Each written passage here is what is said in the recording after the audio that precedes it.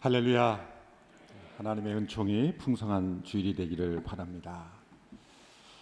이제 5월 마지막 주일입니다. 새로운 한 달을 또 맞이하는 귀한 주일입니다. 지난 한 주간 동안 부모님을 위한 전도 집회도 은혜 가운데 잘 마쳤습니다. 또 창조신앙 교육축제도 또 은혜 가운데 잘 마쳤습니다. 오늘은 매우 뜻깊은 건물이 완공되는 주일입니다.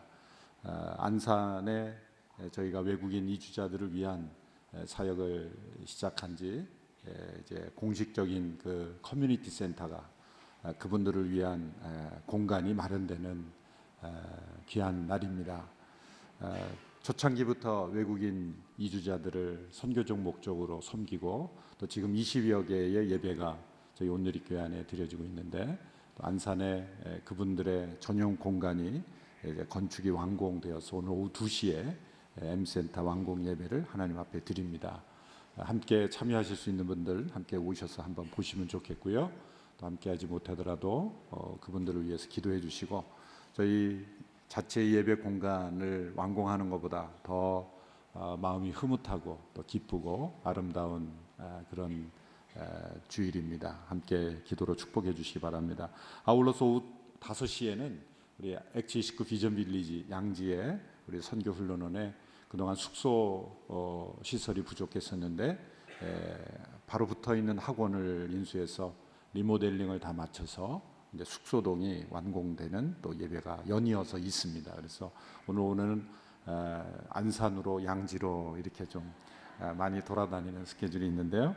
함께 따라서 다닐 수 있는 분들은 함께 오시고요. 또 양지로 오실 수 있는 분들은 한번 오후 5시에 해도 날 텐데 있을 텐데 함께 오셔서 또 오랜만에 방문도 하시고 또 어떻게 양지가 변화되어 가고 있는지를 좀 보셔서 축복해 주시면 감사하겠습니다. 마리아 행전 계속해서 접수받고 있습니다. 22일부터 24일까지 나라 민족을 위한 이 기도 모임에 여러분 많이 참여해 주시고 또 축복하시고 참여해 주시기 바랍니다. 또 아울러서 여름 성경학교 교사 강습회 예수님 이야기 6월 24일부터 26일까지 진행이 되는데 교회 홈페이지에서 또 신청해 주시기 바랍니다. 매월 마지막 주일 구제봉사 주일로 함께 지킵니다. 하나님께서 주신 사랑을 이웃과 나누는 주일이 되기를 바랍니다.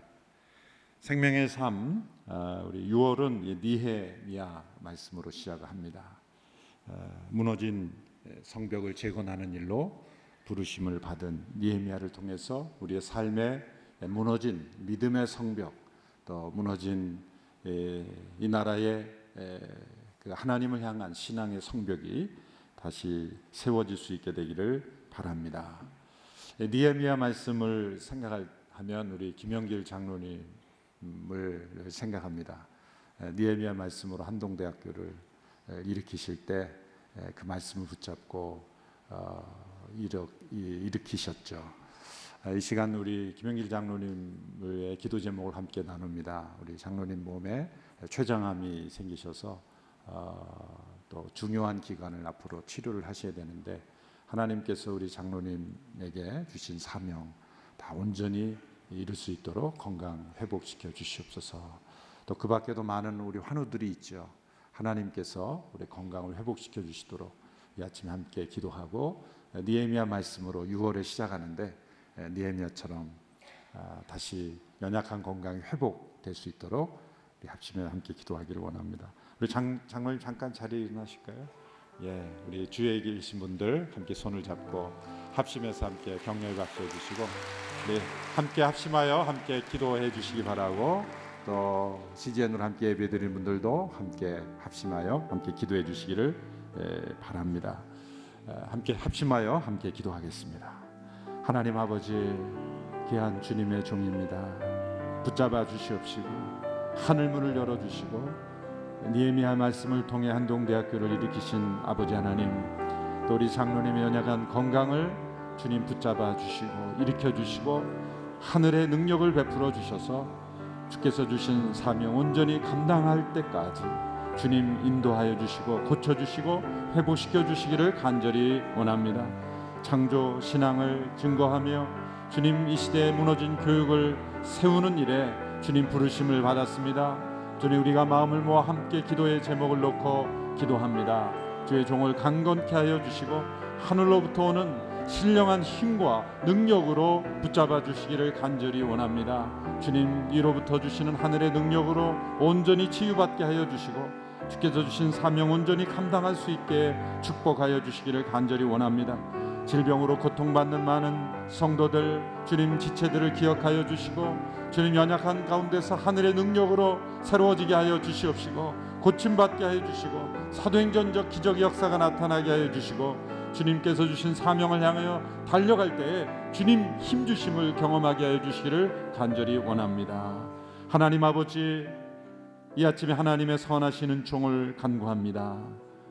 느헤미야 말씀을 붙잡고 한동대학교를 일으키신 주의 종을 강건하게 하여 주시고 주님 몸 안에 연약함이 있지만 주의 능력과 주의 은혜로 치유될 줄로 믿습니다.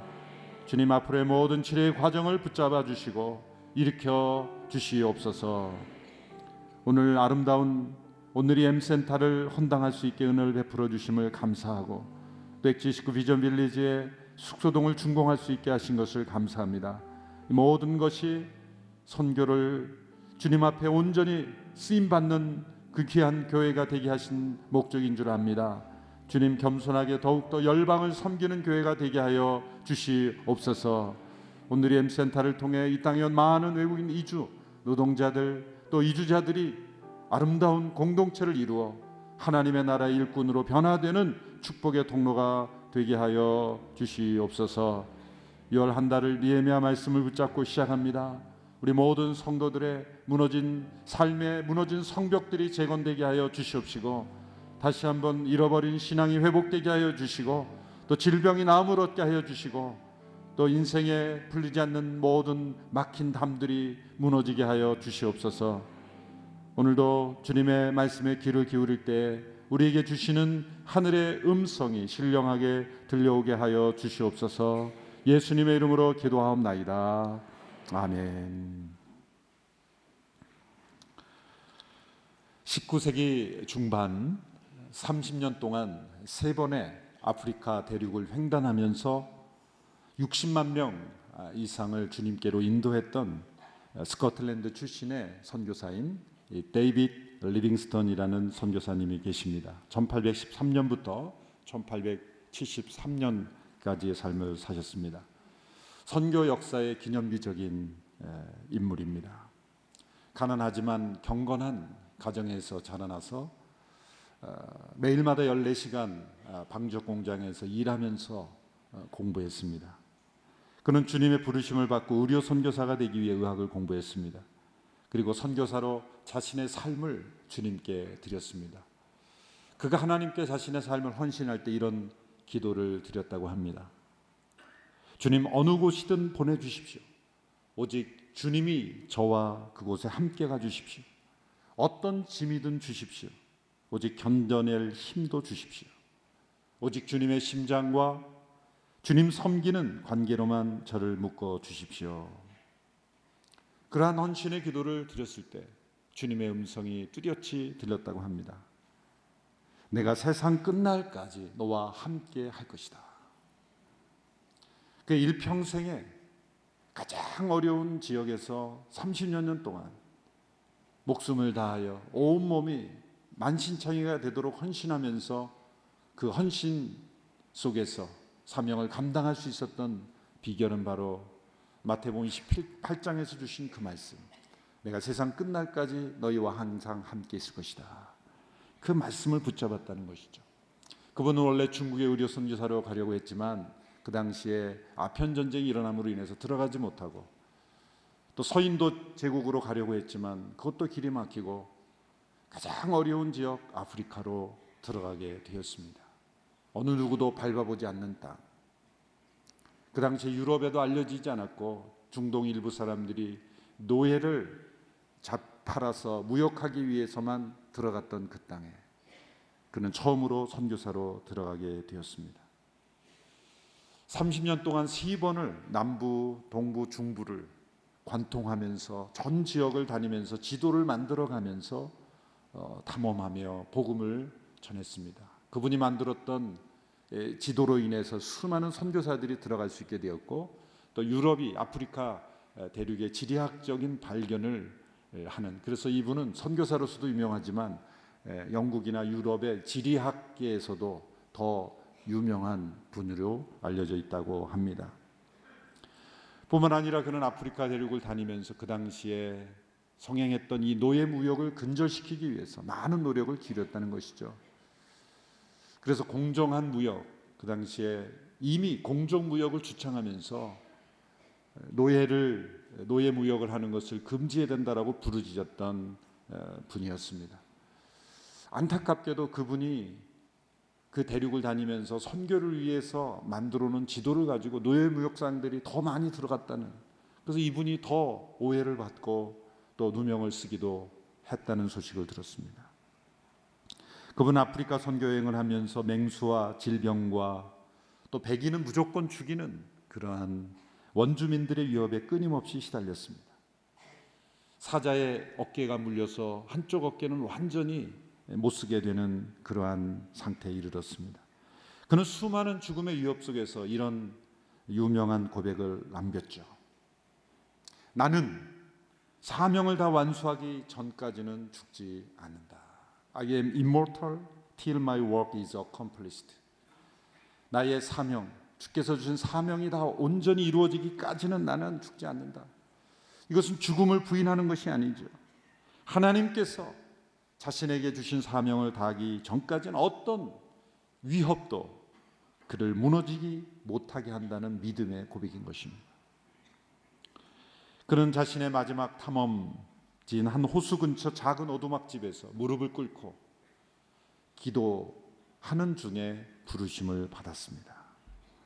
많은 원주민들이 그의 죽음을 슬퍼하며 그의 시신을 미라로 만들어서 1600km를 8개월 동안 걸어서 시신을 웅구했다고 합니다.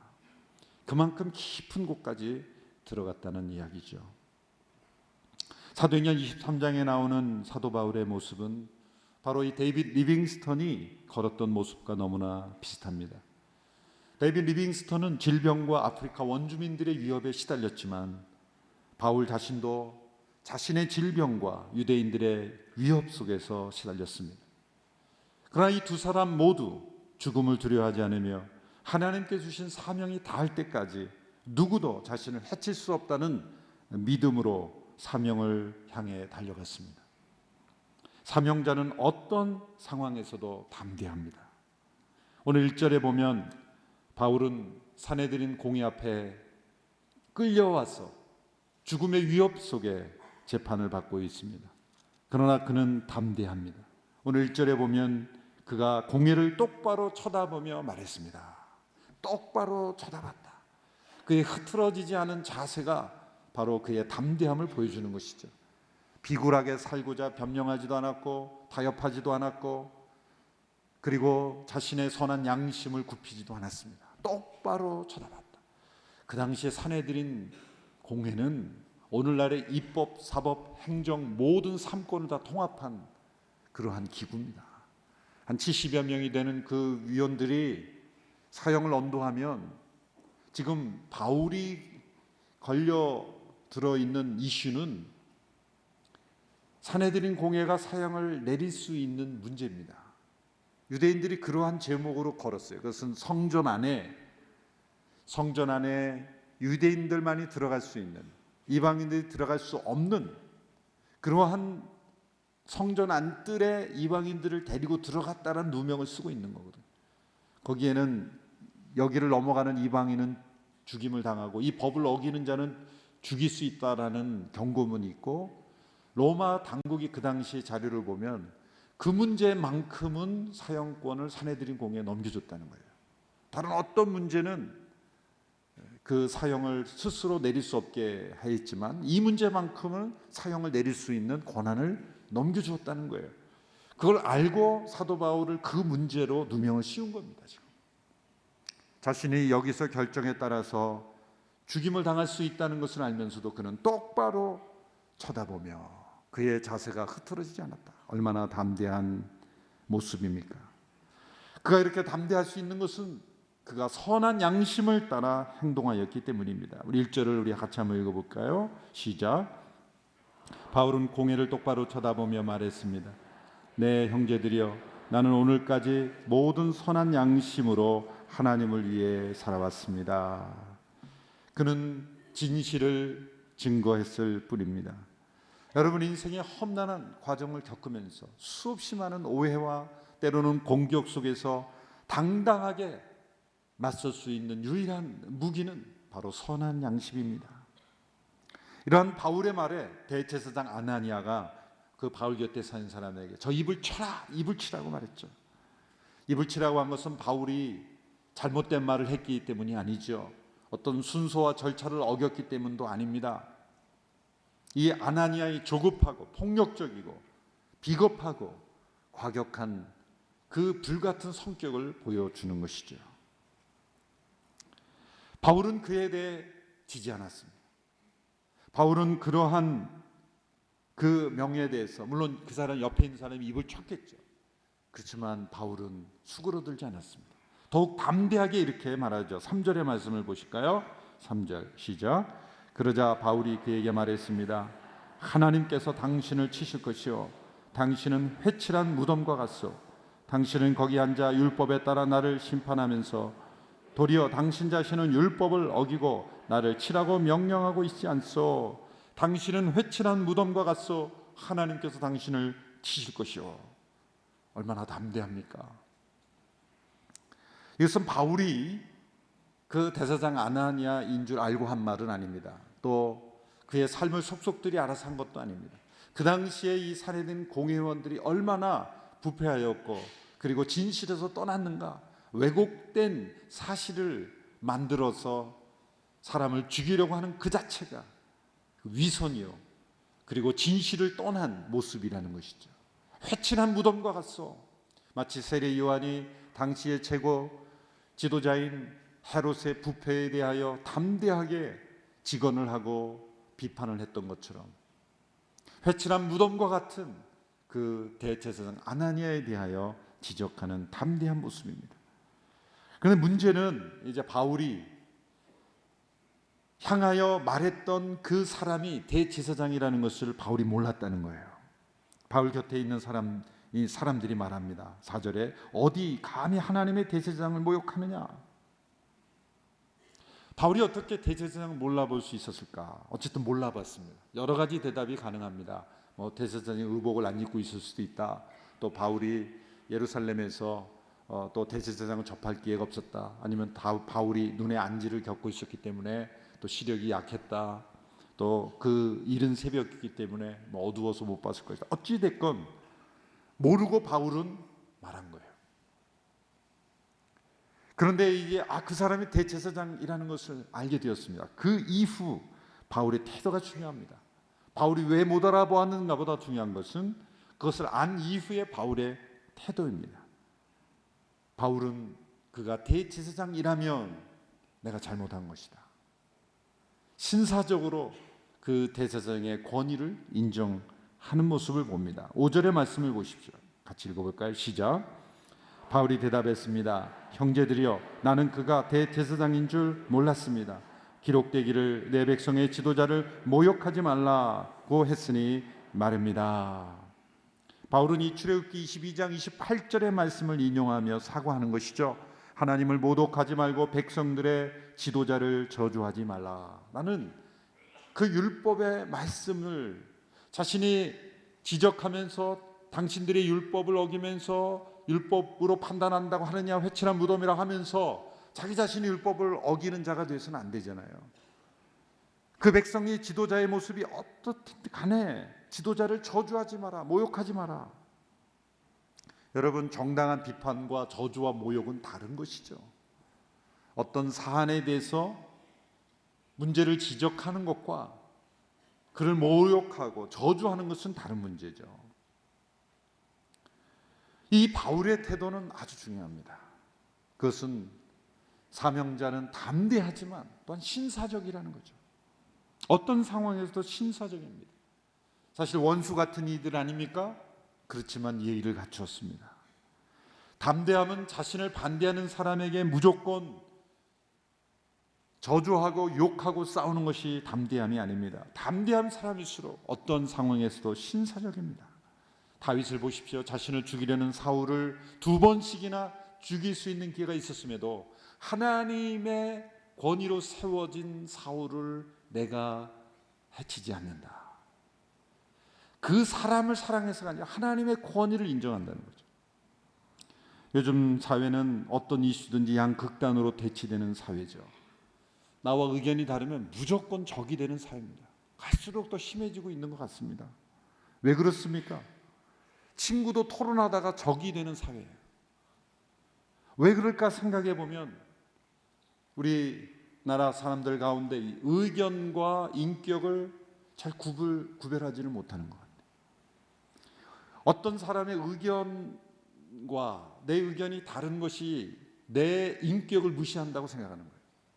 그게 화가 나고 분노하는 거죠. 의견과 인격은 별개일 수 있습니다. 물론 그 인격에서 나오는 의견일 수도 있지만 그러나 어떤 경우에 있어서는 의견과 인격이 다른 것이죠. 의견이 다르다고 해서 나를 저주하고 내 인격을 무시하는 건 아니에요. 그런데 우리는 내 의견에 반대되는 의견을 내면 내 인격을 모독했다고 생각을 하는 거예요. 인격과 의견을 합쳐버리는 것이죠. 서로 다른 의견에 대해서 얼마든지 토론하고 또 치열하게 주장할 수 있습니다. 그러나 서로의 인격은 존중하고 서로의 권위는 존중하는 모습, 이것이 바울에게서 보여지는 아주 중요한 태도인 것입니다. 바울은 율법을 지켰고 율법에 나타난 대로 백성의 지도자를 저주하라는 말씀대로 대제사장 앞에서 그의 권위를 인정하는, 제가 몰랐습니다. 그렇다면 제가 잘못한 것이다 라는 것을 인정하는 거죠. 살기 위해서 발뺌하는 게 아닙니다. 또 알면서도 해놓고 몰랐습니다, 이것도 아니죠. 진짜 몰랐습니다. 이 문제는 나에게 문제가 있다라는 것이죠. 여러분, 담대하게 상대방의 어떤 문제를 지적하는 것과 동일한 대상을 신사적으로 대하는 것이 때로 어려울 수 있습니다. 담대하다 보면 비신사적이 될 수가 있어요. 또 신사적이 되다 보면 담대하지 못할 때가 있어요. 이 균형을 잡는 것이 아주 중요합니다. 분명한 것은 선한 양심을 따라 살아가는 그리스도인들은 어떤 상황에서도 우리 신사적인 인격을 잃어버리지 않게 되기를 바랍니다. 우리 그리스도인들이, 예수 믿는 사람들이 정말 신사적이다, 인격을 존중한다, 권위를 인정한다, 그러면서도 선한 양심을 따라 담대하게 어떤 문제에 대하여 목소리를 내고 또 의견을 낼 수 있는 그런 담대함과 이 신사적인 태도, 이것을 함께 우리가 바울의 태도를 통해서 배우기를 원합니다. 또한 이 바울의 고백을 통해 이 23장에 나오는 사건을 통해 사명자는 어떤 상황에서든지 하나님께서 보호하신다는 것을 우리에게 알려주고 있습니다. 이 당시 상황은 정상적인 재판이라고 보기에는 너무나 과격했고, 보십시오. 바울이 말 한마디 하니까 입을 치라 그러잖아요. 어디 재판정에서 입을 때립니까? 그만큼 모욕적이고 과격하고 불법적인, 이제 이 그대로 진행이 됐으면, 로마 천부장이 나서지 않았으면 바울은 바로 죽임당할 수도 있는, 성경에서 어떤 표현을 썼습니까? 로마 천부장이 바울이 그들에게 찢겨 죽지 않을까 염려할 정도였습니다. 찢겨 죽을까 봐 천부장이 그를 빼내죠. 23장 10절에서 11절의 말씀을 보십시오. 우리 같이 한번 읽어볼까요? 시작. 논쟁이 점점 커지자 천부장은 바울이 그들에게 찢겨 죽지 않을까 염려해 군인더러 내려가 바울을 그들 가운데서 빼내 병영 안으로 데려가라고 명령했습니다. 그날 밤 주께서 바울 곁에 서서 말씀하셨습니다. 담대하여라. 내가 예루살렘에서 나에 대해 증언한 것 같이 로마에서도 나에 대해 증언하여야 할 것이다. 바울이 자신이 이 상황에 이른 것은 죽은 자의 부활을 믿기 때문입니다 라고 고백하자 바리새인들은 죽은 자의 부활을 믿거든요. 바울이 쌈을 붙인 것은 아닙니다. 실제로 죽은 자의 부활, 예수 그리스도의 부활, 그리고 그 부활로 인해서 우리에게 주어진 부활을 증거한 것이거든요. 바리새인 일부 가운데 이 사람이 주장이 꼭 틀린 것만은 아니지 않느냐, 그런 의견이 일어나면서 사두개인들과, 부활을 믿지 않는 사두개인들과 또 다툼이 일어났습니다. 그런 논쟁이 점점 커졌을 때 천부장이 그 바울을 빼내는 것이죠. 하나님께서 이 바울을 보호하실 때, 이제 보면은 23장 이후로 보면은 로마의 권력을 사용하셔서 바울을 보호하십니다. 이 누가의 그 역사가적인 예리한 관찰력이 들어가 있는 것이죠. 편견으로 가득한 유대인들은 바울을 죽이려고 달려들고 있으나 편견 없이 객관적으로 그 사건을 보는 로마인들은 바울을 보호하고 있습니다. 바울의 주장을 지지하고 바울이 전한 예수님을 믿어서가 아닙니다. 그냥 공명정대하게 이 사건을 객관적으로 볼 때는 바울이 죽을 일을 한 얘기 없기 때문에 바울 편에 설 수밖에 없는 것이죠. 그 당시에 최고로 발달했던 로마의 법 질서를 하나님께서 사용하시는 것을 볼 수가 있습니다. 이 세상에 있는 어떤 법 질서도 하나님의 보호하시는, 하나님의 통치하시는 통치의 도구입니다. 이 세상에서의 불완전해 보이는 법 질서도 우리 그리스도인들이 예수님을 잘 믿는다고 하면 법도 잘 지켜야 된다는 거예요. 왜? 그 법을 통해서도 하나님이 역사하시고, 법을 통해서도 하나님이 선한 일을 행하시고, 법을 통해서도 하나님의 공의를 이루시기 때문에 그 준법 의식이 잘 있는 것이 예수님을 잘 믿는 거예요. 그러니까 불법 주차 지역에 막 주차하면서 예수 잘 믿는다 그러면 안 되는 거예요. 주차하지 않도록 돼 있는 거는 거기다 절대로 들어가지 않는 것이 예수님 잘 믿는 거예요. 주차하지 말라고 돼 있는데 주차하고 들어와서 할렐루야 하시면 하나님 마음 불편하십니다. 할렐루야가 아니다. 빨리 가서 차 빼라. 먼저 차 빼고 할렐루야 해라. 법을 잘 지켜요. 왜? 하나님은 이 법을 통해서도 통치하시는 거예요. 보세요. 이 바울이 어려움 상에 있을 때 하나님께서 이 로마의 법을 통해서 얼마나 보호하셨습니까? 천부장이 이제 바울을 죽이려는 그 음모를 듣습니다. 어떠한 정도까지 갔냐면 유대인들 가운데 40여 명의 사람들이 테러리스트로 자원을 하는 거예요. 이 바울을 죽이기까지는 우리가 먹지도 않겠다. 아무것도 먹지도 않겠다. 그리고 헌신한 사람들이 나와요. 그리고 사내들인 공회와 음모를 꾸밉니다. 로마 천부장에게 와서 사내들인 공회 한 번만 더 출석해달라고 요구해라. 그 로마 천부장이 데려간 병영에서 사내들인 공회당까지 오는 중간에 우리가 죽이겠다. 엄청난 음모죠. 40여 명이 암살하겠다는 거예요. 놀랍게도 그 소식을 누가 듣습니까? 바울의 조카가 어떻게 듣게 되는 거예요. 아마 바울의 조카가 좀 급진주의적인 유대인들 편에 있었는지 모르겠어요. 듣게 된 거예요. 그래서 로마 천부장이 그것을 알고는 470여 명의, 여기 기마병 70명, 200명 보병의 470여 명의 로마 군대들, 아마도 그 당시 예루살렘에 주둔하던 그러한 병력의 절반 정도가 되었다 그래요. 이 많은 사람들을 동원해서 밤 9시에 깊은 밤에 이 가이사랴로 비밀 호송을 하게 됩니다. 도대체 한 사람을 보호하기 위해서 이렇게 많은 병력을 동원할 필요가 있을까? 로마 천부장은 바울을 사랑해서가 아니죠. 그것은 한 사람의 시민권자라도 불의하게, 불법적으로, 억울하게 죽어서는 안 된다는 로마의 법치주의가 살아있는 것입니다. 하나님이 그러한 그 시대의 법 질서를 사용하셔서 로마까지 바울이 가서 복음을 전하도록 하시는 것을 계획하신 거예요. 얼마나 놀라운 하나님의 보호하십니까? 왜 이 나라의 이 법 질서가 중요합니까? 하나님이 이 법을 사용하시기 때문이라는 것을 우리가 기억해야 하는 것입니다. 이 바울이 억울하게 재판받는 과정을 통해서 그가 로마에게까지 이르는 모든 과정은 모두가 로마의 법 질서 때문이에요.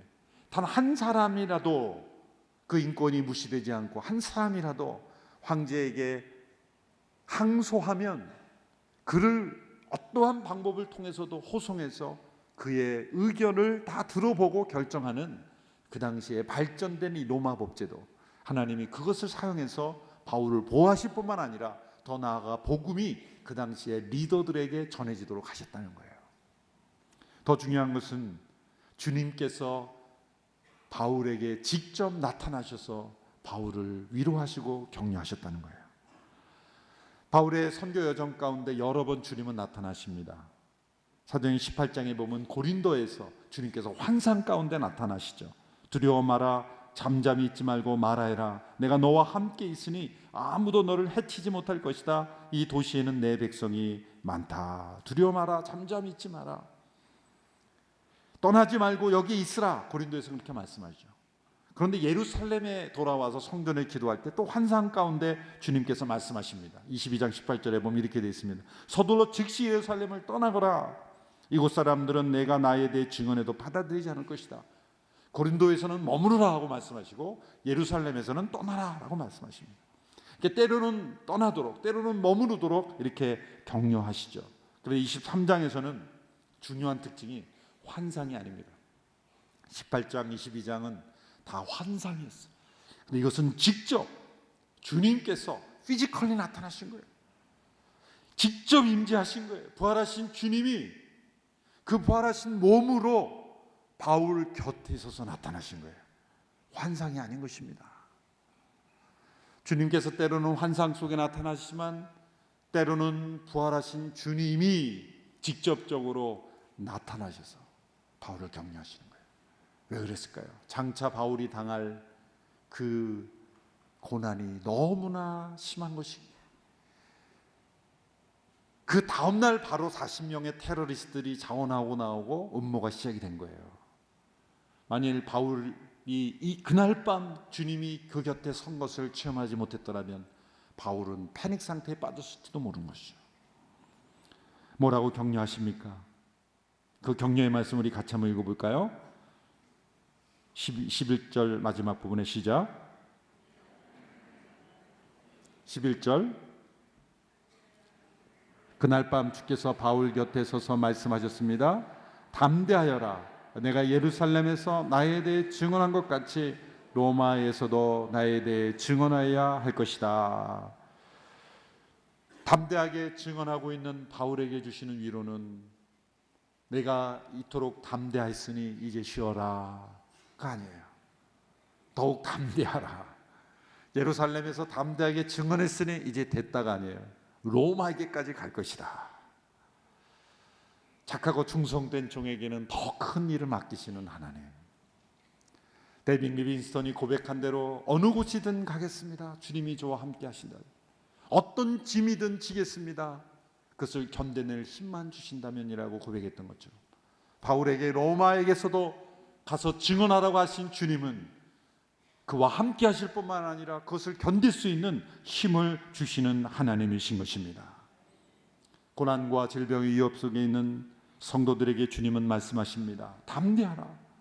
내가 내게 준 사명을 다할 때까지 너는 죽지 않는다. 바울을 보호한 것처럼 내가 너를 보호하리라. 이사야 43장 1절 2절의 말씀 우리 같이 읽어보겠습니다. 시작. 그러나 이제 여호와께서 말씀하신다.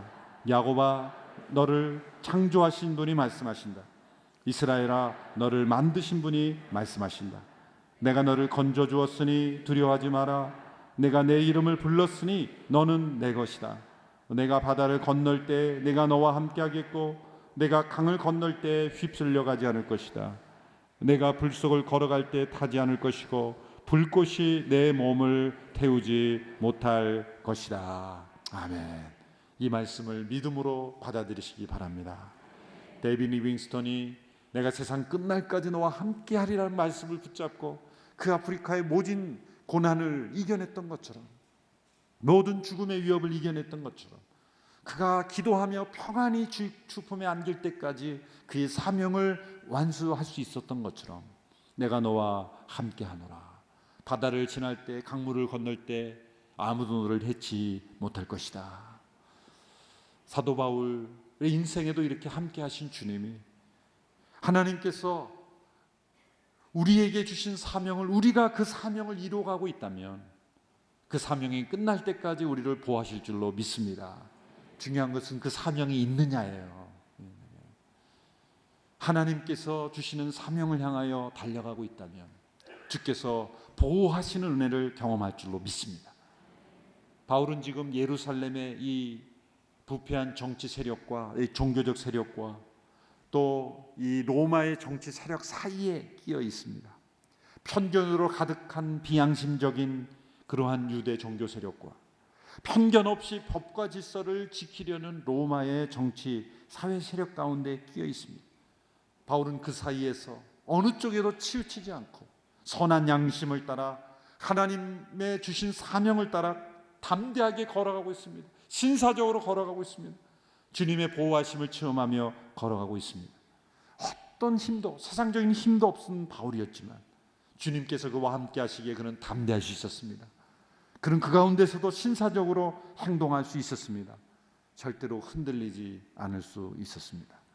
이 바울의 안에 있는 이 견고한 영혼, 담대한 영혼, 흔들리지 않는 사명에 붙잡힌 이 영혼의 모습을 우리의 모습 속에서도 발견할 수 있게 되기를 축원합니다.